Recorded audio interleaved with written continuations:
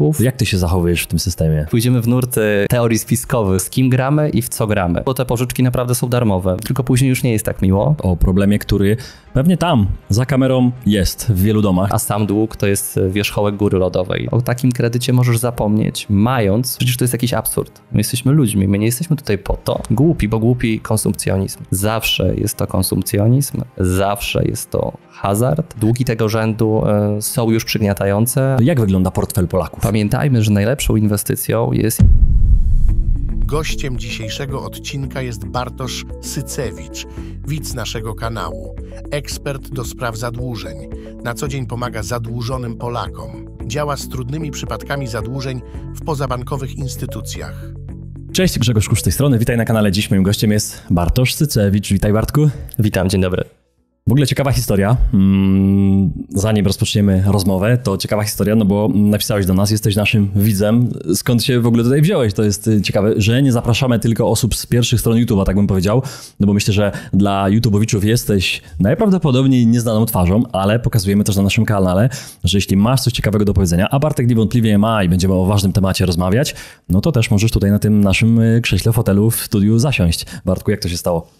Tak, napisałem do ciebie, bo przyciągnął mnie temat, a jestem widzem twojego kanału, wiem, że interesujesz się kwestią finansów, a co więcej masz za sobą historię, którą ja mam obecnie, ale na szczęście od tej dobrej strony, historię długu. Ja z historią długu jestem na co dzień, bo pracuję z klientami, którzy te długi mają niestety. I myślę, że to jest na tyle ciekawy temat, na tyle ważny, wartościowy temat, który warto poruszyć, o którym warto pomówić w szerszym kontekście, z ciekawą osobą, która ma również ze sobą taką historię, jaką jesteś ty.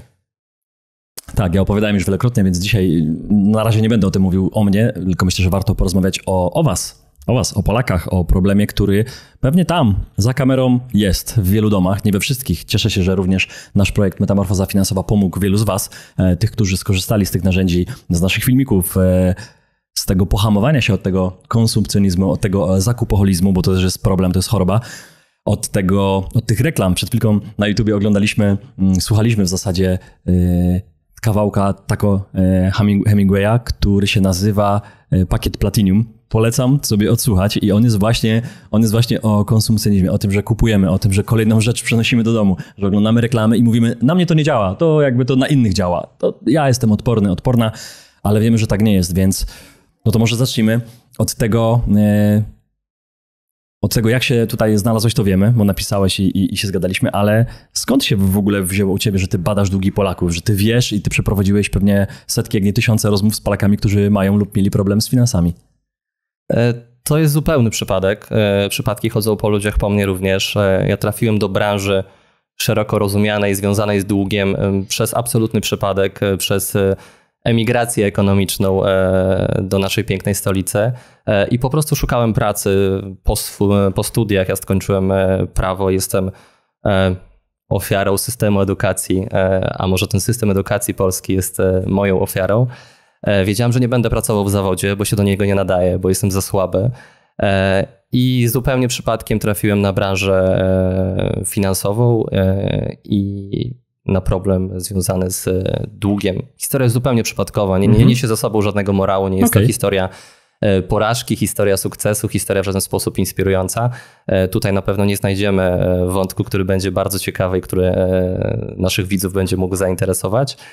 Niemniej jednak sam wątek długu i to, co wokół tego wątku się ukręci, jest bardzo interesujące. Niejednokrotnie bardzo bolesne. Te historie są złożone. Zawsze historia długu jest historią złożoną, a sam dług to jest wierzchołek góry lodowej. To nie jest problem pieniądza sam w sobie, a często problem głowy, często problem relacji, często problem edukacji, nieświadomości.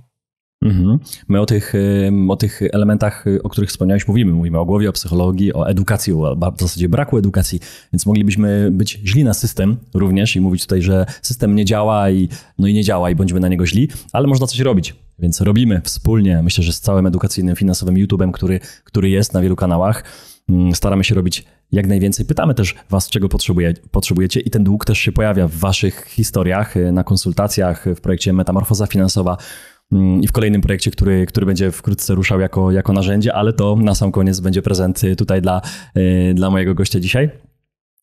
No to dobra, to pytanie na sam początek. To jak wygląda portfel Polaków? Jak wyglądają finanse Polaków, choćby na tej grupie może 1000 osób, które zbadałeś?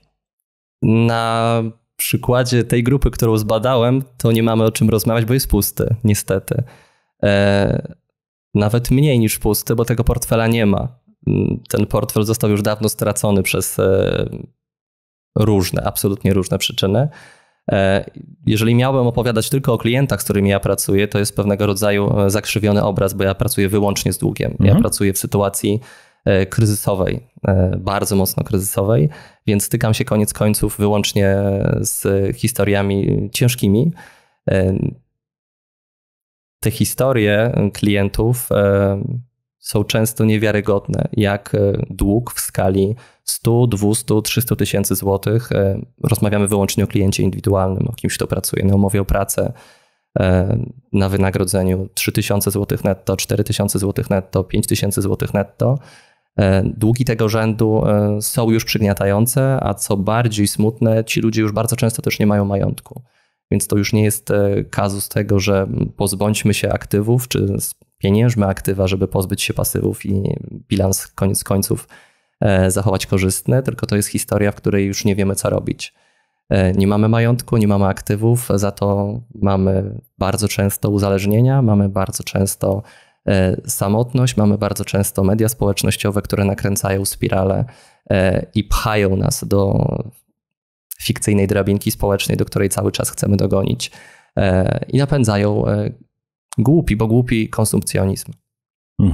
Ja myślę, że to jest jeszcze szerszy problem, bo taki człowiek, który jest uwikłany w te długi, szczególnie w długi w parabankach, choć troszkę to zostało już uregulowane. Ja sam byłem takim klientem dobrym, bo sam dzwoniłem i chciałem spłacać i pan, który odbierał telefon, mówi: o, panie Grzegorzu, to ja sobie życzę samych takich klientów, którzy dzwonią, którzy trzymają się terminów i którzy mówią, że na przykład nie mają i chcą rozbić to na raty. Ja tak proponowałem, bo sam miałem kiedyś dużo pożyczek w parabankach i też się tam zawikłałem w jednym momencie, a w innym momencie korzystałem z tych darmowych pieniędzy. Tak to uznawałem, że to jest dobre, bo tymi pieniędzmi sobie rolowałem, bo one w ciągu miesiąca były darmowe, czyli zwracając 3-4 tysiące w ciągu miesiąca, nie płaciłem odsetek. Taka była promocja i z niej korzystałem.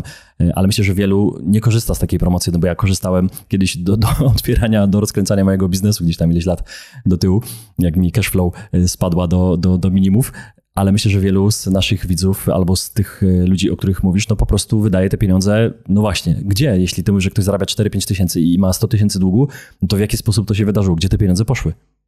Schemat, o którym powiedziałeś, jest prawdziwy. On jest ciekawy, smutny, ale prawdziwy, bo te pożyczki naprawdę są darmowe. Bardzo często na rynku pozabankowym pierwsza pożyczka, druga pożyczka jest pożyczką darmową. Pożyczasz 3000, oddajesz 3000.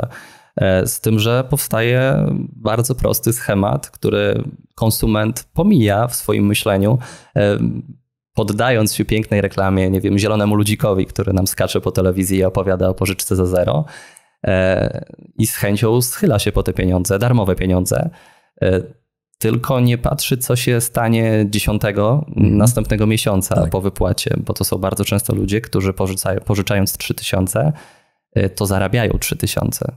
A te pożyczki, to co powiedziałeś, że rozkręcałeś za to biznes, to jest bardzo rzadki schemat. Ja przygotowując się do odcinka z tobą, przeanalizowałem rok 2023, jeżeli chodzi o moich klientów. Ich było około 1000, więc mamy równą liczbę, więc statystyka jest dosyć ciekawa. I uważam pełna jest z czego już wyciągać wnioski. To jeżeli chodzi o przyczyny, o ten czas start długu, to nie miałem klienta, który pieniądze pożyczone traktowałby inwestycyjnie. Zawsze jest to konsumpcjonizm, zawsze jest to hazard, zawsze jest to zdrowie. To są 3 rzeczy, które najczęściej się przewijają, które możemy ułożyć pewnie w bardzo równej proporcji, jeżeli chodzi o genezę długu, jeżeli chodzi o źródło zadłużenia. Inwestycje bardzo rzadko. Ja się nie spotkałem. Ale co masz na myśli hazard i co masz na myśli zdrowie? No bo konsumpcjonizm to tam pewnie możemy wrzucić wszystko. Jak ktoś weźmie pożyczkę 4000, to nawet na iPhone'a nowego nie wystarczy, tak to trzeba powiedzieć dzisiaj, że to pewnie braknie nam. Jeszcze trzeba dobrać albo dołożyć ze swoich, żeby mieć nowy telefon. Słuchając przed chwilą tego utworu Taco Hemingwaya, No, tam jest wiele tych przykładów produktów, które musimy kupić, no bo przecież nasz ulubiony aktor czy aktorka w reklamie nam to zareklamował, pojawiło nam się to właśnie na Instagramie, jakaś influencerka pokazuje, że musimy przecież mieć ten nowy serum, bo nam to wygładzi zmarszczki i to bez tego nie możemy żyć. I tych elementów jest dużo, ale fajny element związany z tymi 3000, że ona jest darmowa, że przecież nie musisz żadnych odsetek spłacać, no ale musisz spłacić 3000. Czyli jesteś na minus i jeśli masz 3, no to znaczy, że masz koszt w przyszłym miesiącu, no wydajesz 3, no to teraz musisz wydać 6 nagle. Skąd weźmiesz to brakujące 3? Jeśli nie spłacisz, to znaczy, że pojawią ci się odsetki, więc w kolejnym będziesz miał już 3500 do spłacenia dodatkowe. No to jest coś, czego my nie widzimy. Dlaczego jesteśmy tacy krótkowzroczni? To jest ważne, co powiedziałeś odnośnie zrozumienia samego schematu działania, bo walcząc z wrogiem, bo tak możemy nazwać sektor pożyczkowy, warto rozumieć, na czym on zarabia, na czym mu zależy i jak się z nami komunikuje, jak nas w cudzysłowie, a może i nie w cudzysłowie, kupuje. W bardzo prosty sposób, darmową pożyczką, darmowym kapitałem już tu i teraz, który wcale nie jest kłamstwem, tak? Bo my to pożyczymy, wydamy. Oni dobrze wiedzą, że my to wydamy. Nie korzystamy z tych pożyczek po to, żeby zainwestować, żeby kapitał pomnożyć, tylko po to, żeby go wydać, żeby go skonsumować w ten czy w inny sposób. Później mamy przecież cały czas aktywny węzeł umowny. My musimy oddać 3000. Prostym jest dla tej drugiej strony, że nie będziemy tego mieli. Więc co się dzieje dalej? Dalej jest oferta na następnej pożyczki. Przedłuż chyba, tak? Przedłuż tam jakiś termin? Może być nawet za darmo. Słuchaj, 4000. Bierzesz? Biorę. Dlaczego nie? Tylko później już nie jest tak miło, bo później możesz przedłużyć, ale już nie za darmo. Dalej nie masz czego oddać, tak? Bo nie wiem, chyba że dostałeś spadek, sprzedałeś, spieniężyłeś swoje aktywa, ale załóżmy, że nie, że zaczynasz rolować dług. Przedłużasz za 700 zł. Kupujesz sobie następny miesiąc, ale tych pieniędzy fizycznie już nie widzisz. Widziałeś tylko te 3000, które wziąłeś na początku. To faktycznie trafiło na twoje konto, z tego mogłeś skorzystać, to mogłeś wydać, kupić, pójść na imprezę, pobawić się, nie wiem, zainwestować w cudzysłowie w gry hazardowe, bo to jest częsty motyw klientów uzależnionych od hazardu, że klient inwestował na różnych platformach związanych z hazardem. Przedłużyłeś za 700 zł, znowu nie masz. Przedłużasz za 1200. Rzucam, to nie są realne kwoty, ale schemat jest ważny w tej sytuacji. Przedłużyłeś, chcesz przedłużyć kolejny raz, to jest już schemat uzależnienia, tak? Pierwsza dawka jest zawsze za darmo podobno. Tak i tutaj, tak i w przypadku innych uzależnień. Za 4., za 5. razem nie możesz już przedłużyć w tej samej firmie. Pożyczkodawca stwierdza, że nie chce już mieć z tobą węzła umownego, bo nie oddajesz mu kasy. Powiększasz tylko swój dług. A przypominam, że widziałeś tylko 3000. Powiedzmy, że już masz 6, masz 2 razy więcej. A pożyczka była darmowa. Co robisz? Idziesz dalej. Szukasz innej firmy, która pożyczy ci większą kwotę na spłatę tej poprzedniej.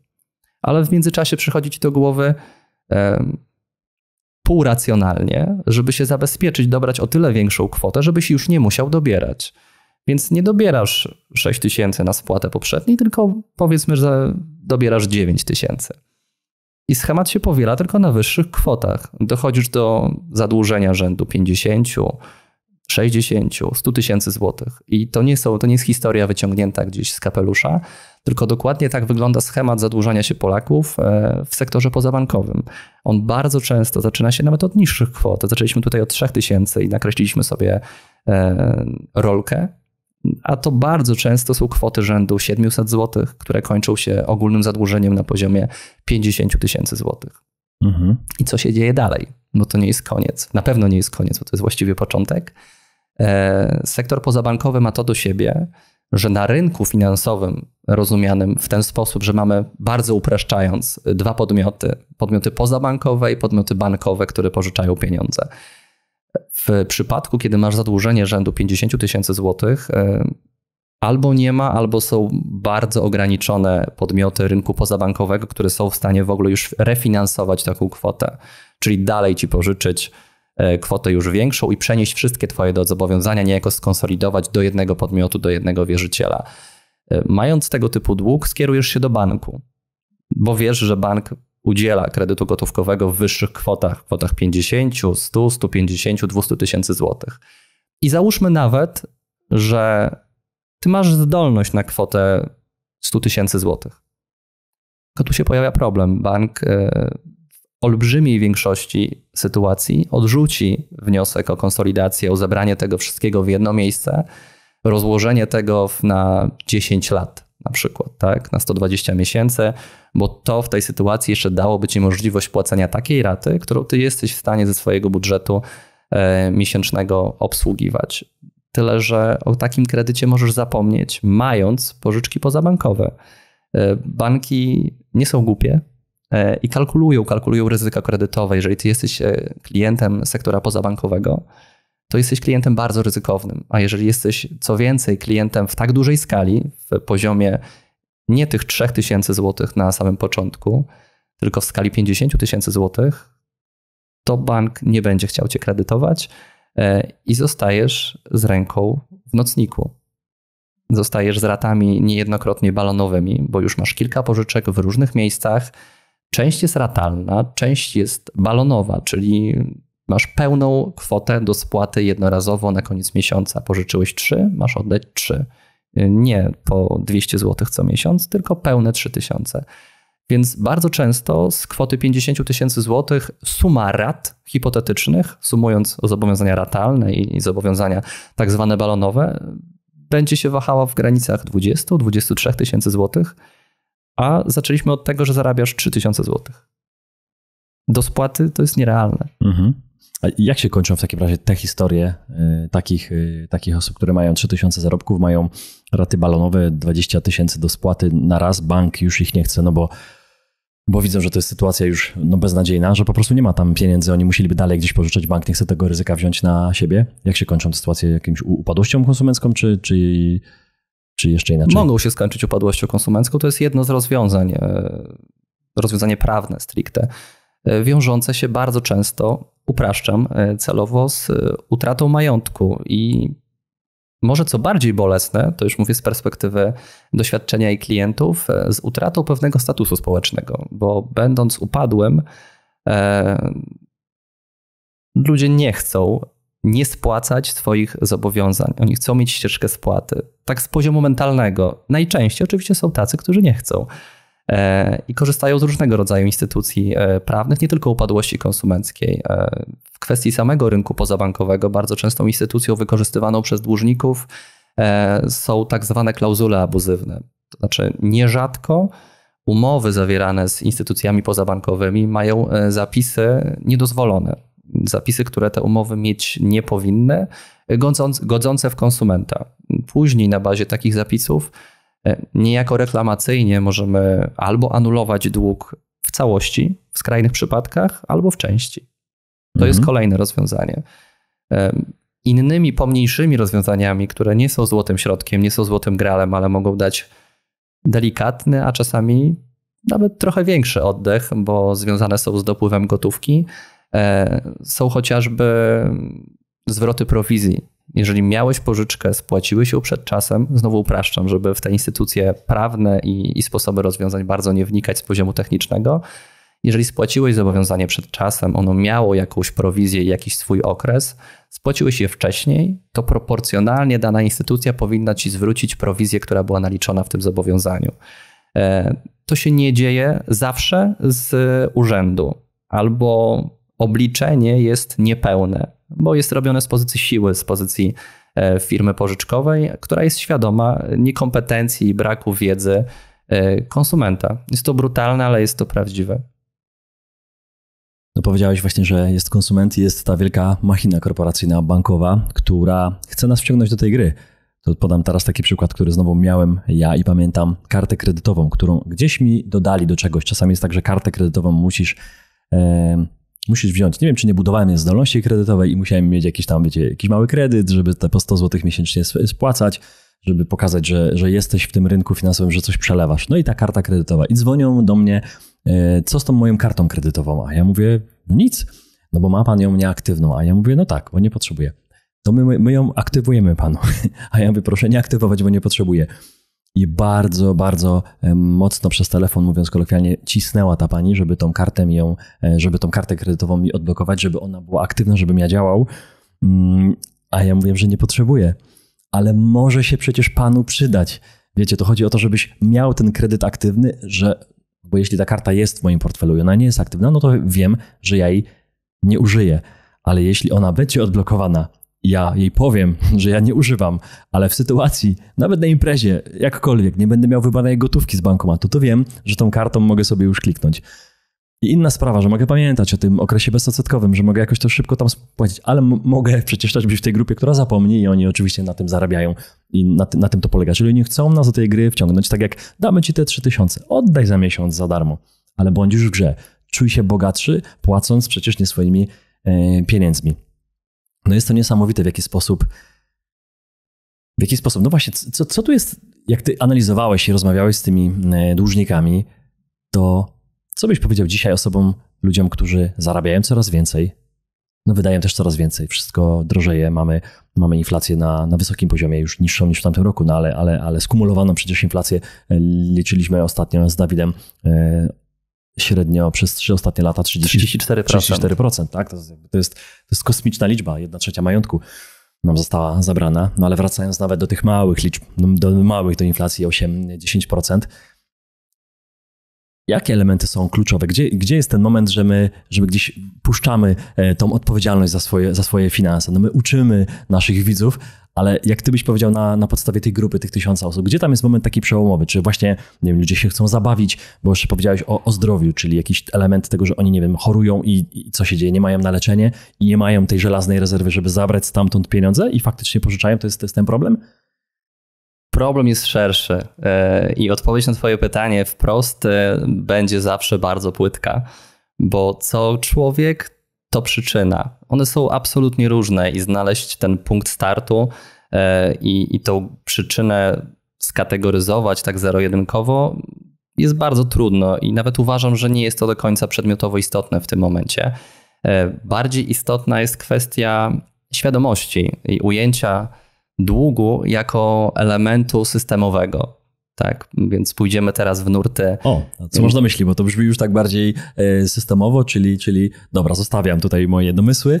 Tak, pójdziemy w nurty teorii spiskowych, pójdziemy w nurty, które często powodują u części ludzi drgawki i niepotrzebne domysły. Tak, pójdziemy w historię, którą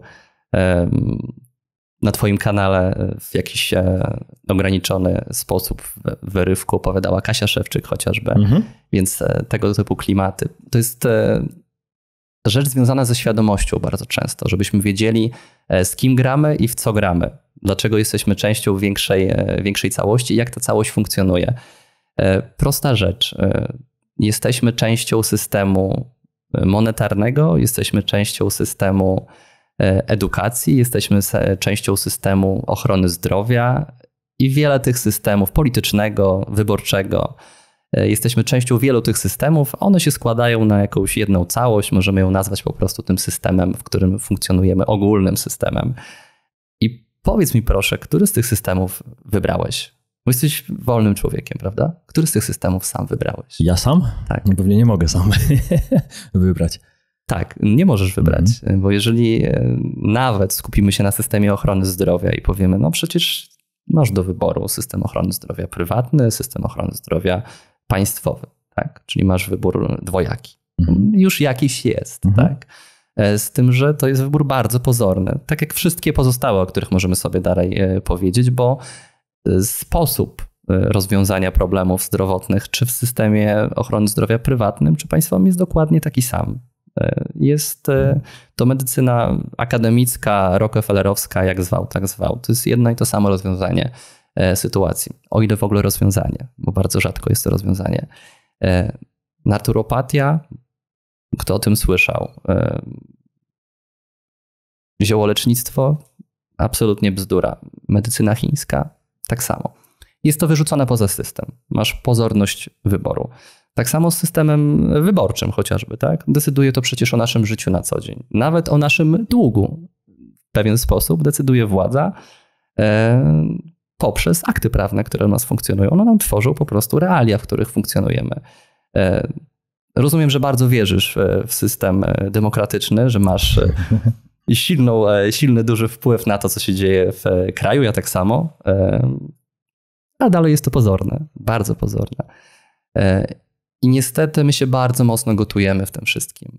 Jesteśmy w środku bardzo często tego systemu całościowego. Jesteśmy w tym zagubieni. System nas połyka i gotuje. Ludzie żyją, żeby przeżyć. Prosta historia związana z dłużnikami. Jak my oceniamy dłużnika? Bardzo często się zastanawiamy, czy on sobie poradzi. Czy zostanie mu tyle pieniędzy miesięcznie, żeby przeżył? Tak? Czy się utrzyma? Przecież to jest jakiś absurd. My jesteśmy ludźmi. My nie jesteśmy tutaj po to, żeby tylko przeżyć.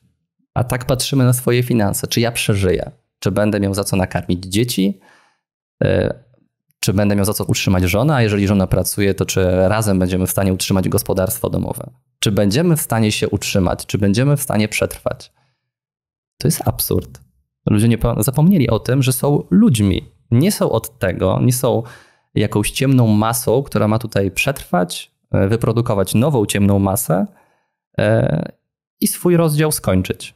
Ja wiem, że to jest nam kładzione do głowy już od dłuższego czasu, bez ogródek, że mamy żyć za miskę ryżu. Ale chyba niekoniecznie to jest ścieżka, którą wszyscy chcielibyśmy podążać i myślę, że są jednostki rebelianckie, które czasami przejdą na czerwonym świetle, a czasami nie chcą pracować za miskę ryżu.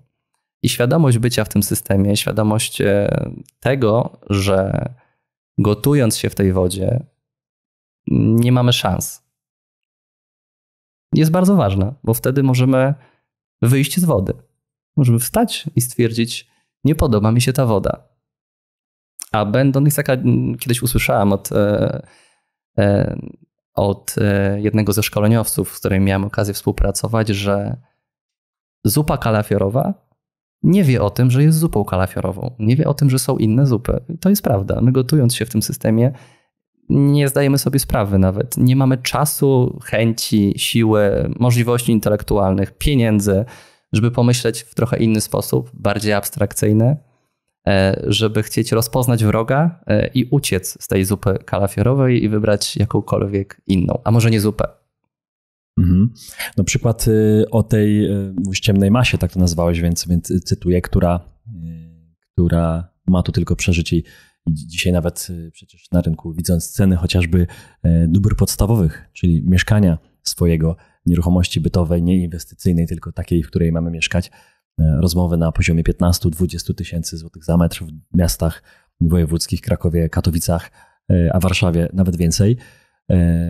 Jesteś z Warszawy chyba, tak? No to pewnie możesz potwierdzić, że te ceny... Jestem ekonomicznym emigrantem warszawskim. Okej, dobrze, ale w Warszawie jesteś, więc znasz te ceny. No to słyszałem o cenach deweloperskich za 20 tysięcy złotych za metr w Krakowie, czyli prosto licząc małe mieszkanie 50 metrów, 3 pokoje za 1 000 000 złotych plus wykończenie, plus meble, więc to może 1 200 000, może 1 150 000, tylko pytanie dla kogo? Że nawet posiadanie mieszkania, czyli też przetrwanie, czyli zbudowanie rodziny, tak się oddala. To pytanie, gdzie jesteśmy? Jak ty? Może idźmy w tym kierunku, bo mówisz o tej zupie, że warto może się zastanowić. Co masz na myśli? Jak ty się zachowujesz w tych systemach, obserwując to jako mówisz prawnik, jako psycholog, już myślę, jako socjolog może bardziej, który obserwuje. Nie idźmy tak daleko, nigdy się nie nazwę prawnikiem, bo to bardzo uwłacza ludziom, którzy skończyli całą ścieżkę edukacji i którzy byli bardzo zdolni, żeby ją przejść i funkcjonują. Ja tylko skończyłem prawo i to jest bardzo...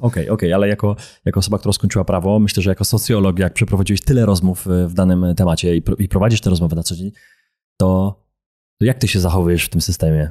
No właśnie tak samo, jakie miałbyś wskazówki swoje po prostu zachowania, bez porady inwestycyjnej, tak bym powiedział, dla bezpieczeństwa, tylko po prostu do zainspirowania. Co ty robisz? No bo my pewne rzeczy mówimy, że robimy to, że byliśmy tam, ale zrobiliśmy pewne działania i jesteśmy tu. Zaraz będziemy też pewnie pokazywać pewne rozwiązania, które stworzyliśmy, żeby było łatwiej, żeby nie mówić, że się nie da, że system nas stłamsił, no bo wszyscy jesteśmy w podobnym miejscu, ale pewne rzeczy możemy robić. Jakie ty rzeczy robisz albo co podpowiadasz tym ludziom, którzy gdzieś zabłądzili w tych finansach? To może najpierw od poziomu abstrakcji, a później na poziom wykonawstwa i takiego realnego życia tu i teraz.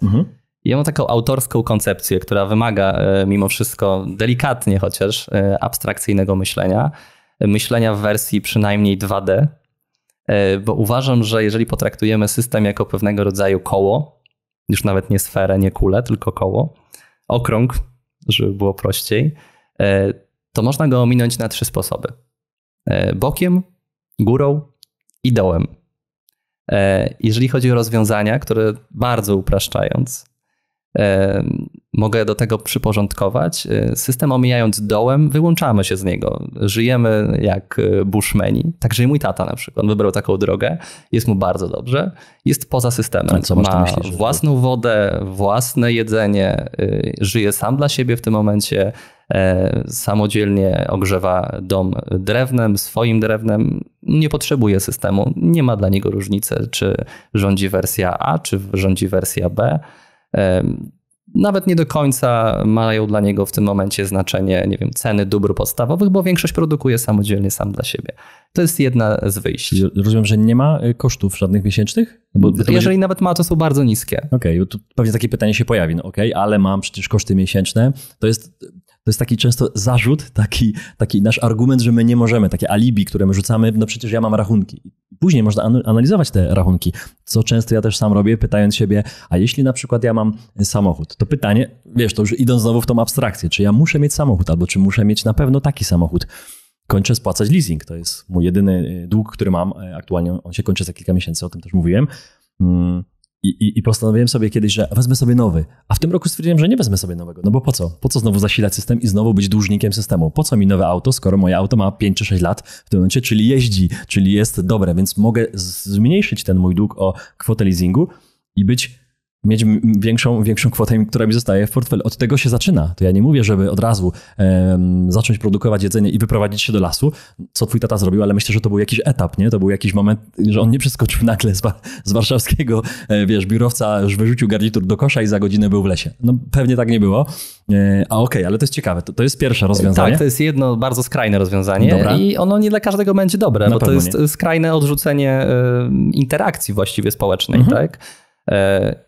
Ale jest rozwiązaniem, to jest to wyjście dołem. Tak. To w drugą stronę, wyjście górą. Wyjście górą to zbudowanie tak dużego i tak silnego majątku własnego, które spowoduje, że nie musisz uczestniczyć, nie musisz partycypować.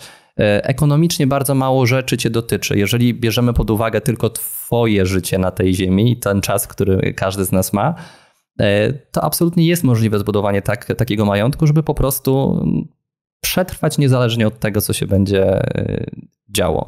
Odcinanie kuponów, rozumiem, tak? Tak jest. W ten sposób również jesteś w jakimś sensie poza tym systemem.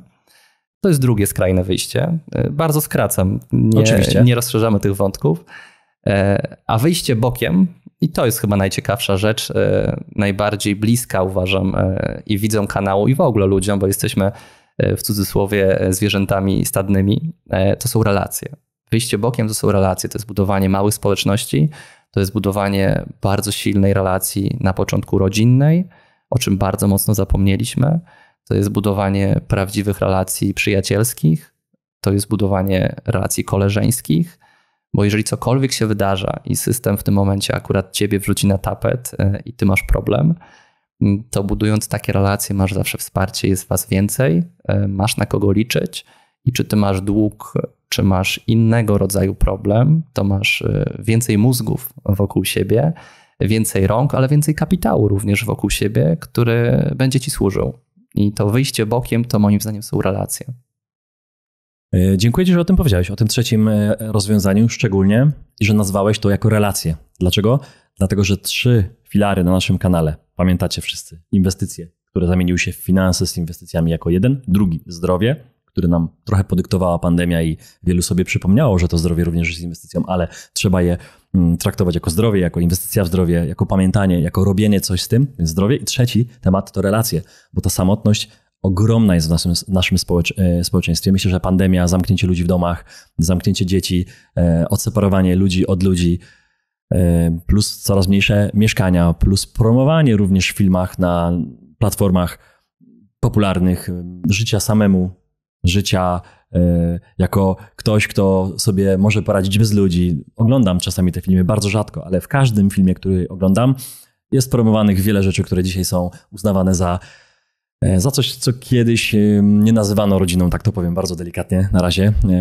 Ja jestem nauczony tego, że jest po prostu rodzina, są relacje, są wartości i tego w tych filmach nie ma. Tak to po prostu powiem na razie delikatnie, wiecie o co mi chodzi, więc cieszę się, że o tych relacjach wspomniałeś, bo często ludzie są zagubieni i najbliższym przyjacielem wielu ludzi jest telefon, są social media, są również przyjaciele, ale tam klikani, lajkami, gdzie rozmowy często nie ma. Ja słyszałem takie badania, że młodzi ludzie, jakaś grupa oczywiście, więc nie mówię do wszystkich, wielu młodych 20-latków, 15-latków spotkałem świetnych, aktywnych, głodnych sukcesu, rozwoju, edukacji i wszystkiego, co można robić fajnego ze swoim życiem, ale część z nich powiedziała, że oni boją się wykonać telefon do pizzerii. Dlaczego? Bo oni tak się nauczyli szybko klikać na tych aplikacjach, że oni wolą z tym chatbotem czy z tą sztuczną inteligencją poklikać i oni nie chcą, bo oni nie umieją rozmawiać. Oni się boją dostać pytanie przy zamawianiu pizzy, jaka ma być ta pizza, a czy z sosem, a czy z podwójnym pepperoni.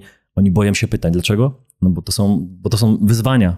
Zobaczcie, taki niski poziom wyzwań i część tej młodzieży odpowiedziała, że zdecydowanie woli właśnie tą aplikację. Dlatego to są relacje, dlatego to jest człowieczeństwo, dlatego to jest to rozmawianie z prawdziwym człowiekiem. Dlatego ja zawsze mówię, jak mam wybrać YouTube'a czy drugiego człowieka, to zawsze wybiorę drugiego człowieka.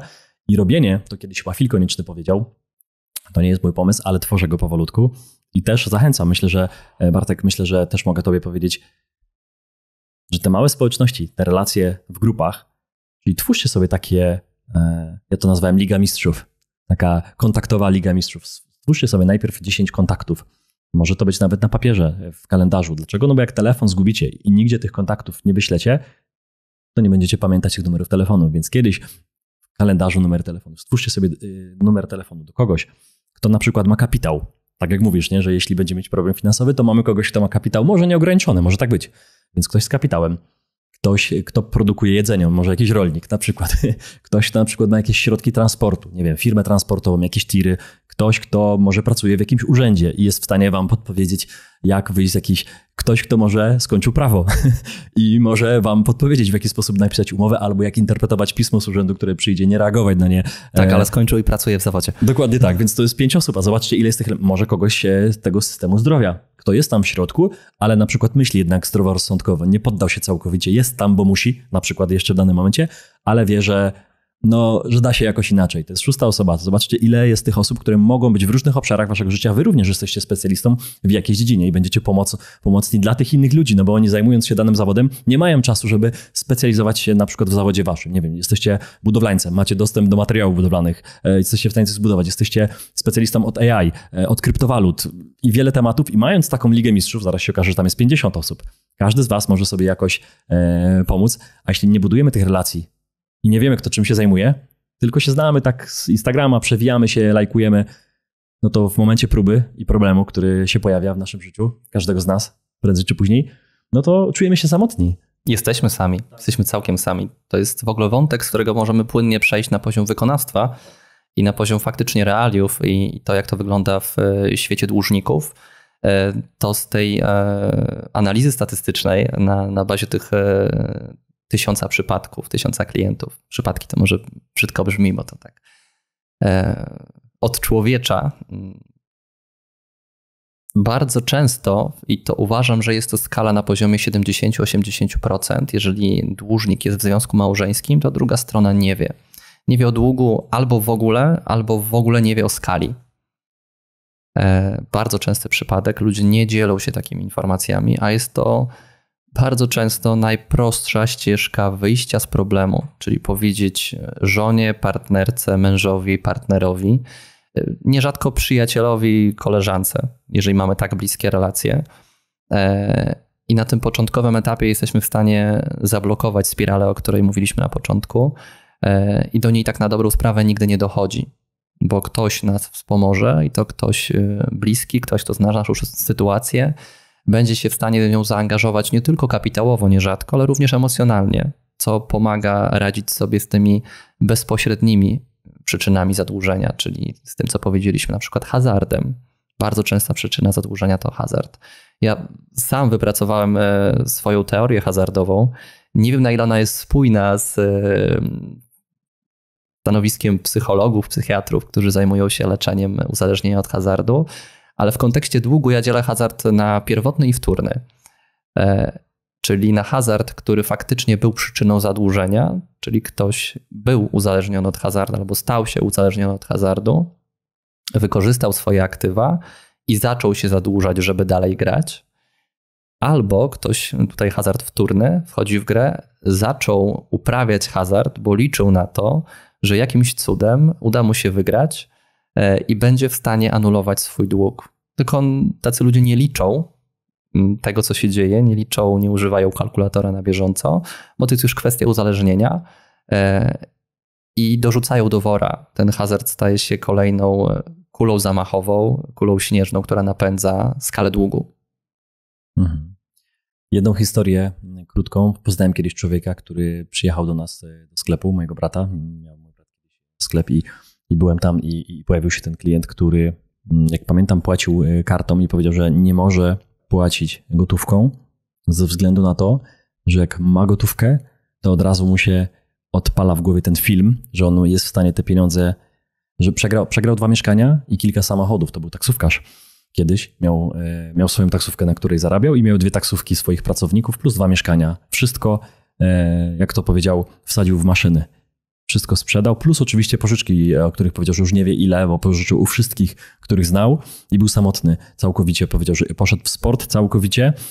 Być może mnie słucha, nie wiem, ale to była historia, którą z 10 lat temu pamiętam do dziś. On przyjechał na rolkach, do nas był na rolkach, też nas to dziwi, dlaczego pan jest na rolkach. On powiedział, że ucieka w sport, że nie ma gotówki, że tak się dogadał, że po prostu nie może wypłacić tych pieniędzy, że to wpada mu tam jakaś emerytura, czy nie pamiętam co to było, na konto i on ma za co żyć. Żyje w jakimś małym mieszkaniu, ale nie ma w ogóle gotówki, nie ma możliwości wyciągnięcia, bo mając gotówkę od razu w ręku, od razu wie, że może to wsunąć do tej maszyny. Ogromnie zadłużony, stracił całą rodzinę, mówił o żonie, mówił o dzieciach, wszyscy się od niego odsunęli. Historia, którą pamiętam do dziś, ciarki mam, jak to opowiadam, więc to naprawdę są takie historie. Myślę, że dla ciebie to nie jest nic dziwnego, bo słyszałeś ich wiele. Tak, słyszałem wiele. Słyszałem również takie, które są niejednokrotnie skrajnie przykre, niejednokrotnie skrajnie śmieszne, bo takie też się zdarzają.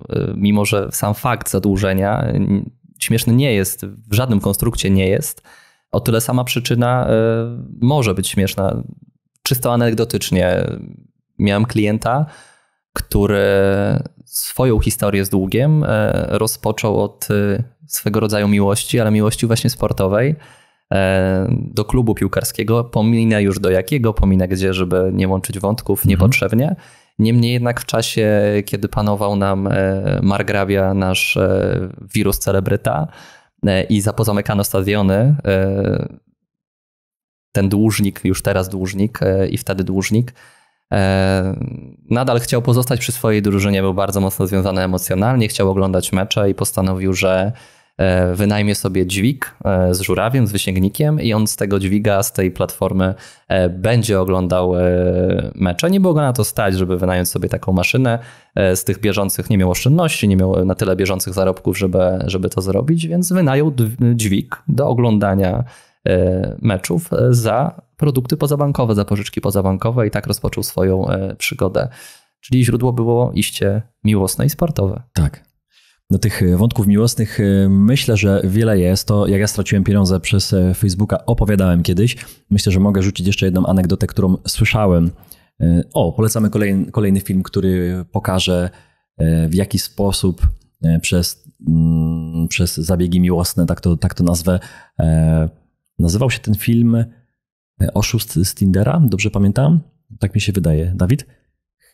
Chyba w ten sposób. Jak tak, Oszust Tindera, dokładnie. Wpiszcie sobie i dla osób, które znają ten konstrukt oszustwa finansowego, wiedzą o co chodzi, a dla tych, których to zainspirowało, a dla tych, którzy może mówią, nic ciekawego, obejrzyjcie. Bardzo, bardzo, bardzo ciekawe, potężne pieniądze.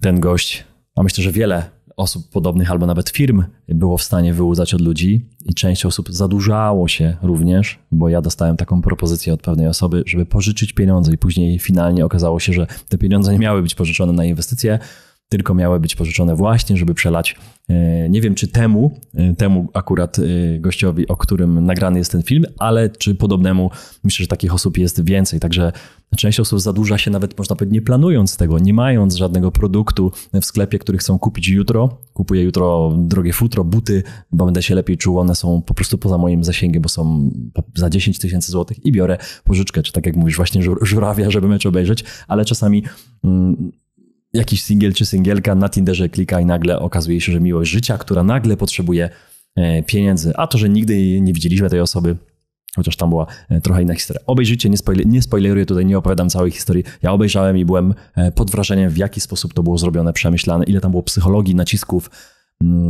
że te osoby, myślę, że jedną znam i aż też mam ciarki, bo znam dobrze i znałem i też mieliśmy relację biznesową, więc ciekawie to wszystko sobie układam w głowie, jak to się poukładało, bo byłem osobą, która miała pożyczyć pieniądze na tą inwestycję. Na szczęście byłem wtedy w podróży i nie pożyczyłem tych pieniędzy, więc te historie są bardzo różne, bądźmy czujni. Ja mam na zakończenie, Bartosz, dla ciebie prezent, a myślę, że widzom się jeszcze należy to, bo część będzie pytać, jakie są rozwiązania. No pierwsza na pewno świadomość, o której mówimy. Druga to jest nie tylko oglądanie takich kanałów jak nasz czy podobnych i korzystanie z tych narzędzi, które są, bo o wielu mówimy. My wiele przygotowujemy. Metamorfozafinansowa.pl, pierwsza w Polsce platforma o finansach osobistych, która jest bezpłatna i która o tym mówi, w jaki sposób w ogóle zadbać najpierw o swoje gospodarstwo. No bo zobacz, jeśli w sytuacji, że ten fan piłki nożnej miałby te 3000 zł na tego żurawia w swojej rezerwie, tak? Może na nieprzewidziane wydatki, bo to bardziej nieprzewidziany wydatek, który się pojawił, no to biorę z mojej puli, z mojego konta na nieprzewidziane wydatki i sobie wydaję na tego żurawia, no i nie mam długu. To ile osób dzisiaj faktycznie, ja nie pytam, tylko tak stwierdzam, że wiem, że bardzo dużo, więc my namawiamy, żeby sobie budować tą poduszkę finansową, tą rezerwę żelazną i wiele tych elementów, które na Metamorfozie Finansowej omawiamy na stronie, także zapraszam tam. A słowem morału może na koniec, bo warto by było pewnie spiąć jakąś klamrą nasze spotkanie. Porozmawialiśmy sobie delikatnie o długu, delikatnie o genezie, o przyczynach i myślę, że na koniec warto, żeby każdy oglądając ten film wyciągnął jedną zasadniczą myśl. Oby nie ten, który już jest w długu, ale to również rada dla niego. Pamiętajmy, że najlepszą inwestycją jest inwestycja w siebie, we własne umiejętności, we własne kompetencje, we własne relacje, we własne zdrowie, we własną edukację, bo nie kształcenie. Kształcenie to jest państwowe, a edukacja jest własna, bo to przynosi z czasem najwyższą stopę zwrotu. Nie bójmy się pójść, poprosić o podwyżkę, nie bójmy się zmienić pracę, bo to jest o niebo lepsze rozwiązanie niż zadłużanie się na dobra, na które nas nie stać. Więc wierzmy w siebie mimo wszystko, bądźmy diamentami i z tą dobrą myślą chciałbym, żebyśmy dzisiaj zakończyli. Proszę bardzo, jakich mamy fajnych widzów. Bartosz Sycewicz, nasz widz, który tutaj dzisiaj się pojawił w takiej fajnej roli gościa, no i dostał prezent, ale przede wszystkim dał mnóstwo prezentów wam. Korzystajcie z tego. Najważniejsze, żebyście korzystali z tej wiedzy, bo możecie zobaczyć jeden film mniej, ale zróbcie chociaż z tym jednym filmem jakąś rzecz później, czyli wykorzystajcie te elementy. Nie oglądajcie czasami wszystkich filmów, ale z tą mniejszą ilością filmów zróbcie coś w praktyce, żeby to nie tylko uleciało jako motywacja, ale żeby coś wdrożyć do swojego życia, żeby wam się po prostu lepiej, łatwiej, nie tylko finansowo, ale i zdrowotnie i relacyjnie żyło. Tym możemy zakończyć. Dziękuję, Bartku. Wszystkiego dobrego, trzymajcie się. Cześć. Dziękujemy, że byłeś z nami. Jeśli wciąż odczuwasz dreszcz emocji po naszym show, nie krępuj się pokazać nam tego palcem w górę i zasubskrybować kanał, abyś nie przegapił kolejnych filmów. Nie zapomnij też zanurzyć się w wcześniejszych odcinkach na naszym kanale lub posłuchać ich w formie podcastu. Do zobaczenia!